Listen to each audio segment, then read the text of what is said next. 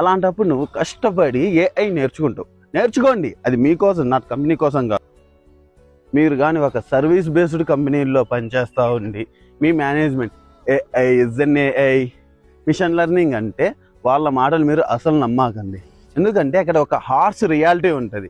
అది ఏమిటి అంటే, మనకు ఈ సర్వీస్ బేస్డ్ కంపెనీల కాడ ఎటువంటి ఏఐ టూల్స్ ఉండవు. ఈ మొత్తం వేరే వాళ్ళ మీద డిపెండ్ అయి ఉంటాయి. ఇంకొకటి, ఈ సర్వీస్ బేస్డ్ కంపెనీలు మొత్తము మనకు బిల్లింగ్ అవర్స్ మీద రన్ అవుతుంటాయి. ఫర్ ఎగ్జాంపుల్, ఇది ఎలా అంటే, ఒక అవర్కి ఇంత అమౌంట్ అని మన క్లయింట్ నుంచి ఛార్జ్ చేస్తారు. అలాంటప్పుడు నువ్వు కష్టపడి ఏఐ నేర్చుకోండి. అది మీకోసం, నా కంపెనీ కోసం కాదు. మీరు బిల్ చేస్తారు.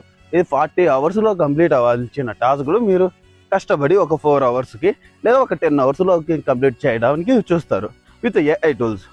ఒకవేళ అది ఇంప్లిమెంట్ అయితే మీ క్లయింట్ వచ్చేసి ఓకే అవుతాడు, అగ్రి. కానీ మన మేనేజ్మెంట్ ఒప్పుకోదు. ఎందుకంటే మనకి ఇది మెయిన్లీ మనకు బిల్లింగ్ అవర్స్ మీద రన్ అవుతుంది. సో మనకు 10 అవర్స్లో కంప్లీట్ కావాల్సిన టాస్క్ మనకు ఒక 10 అవర్స్లో కంప్లీట్ అయితే మనకు బిల్లింగ్ అనేది రాదు, ఆగిపోద్ది. అప్పుడు కంపెనీకి లాస్.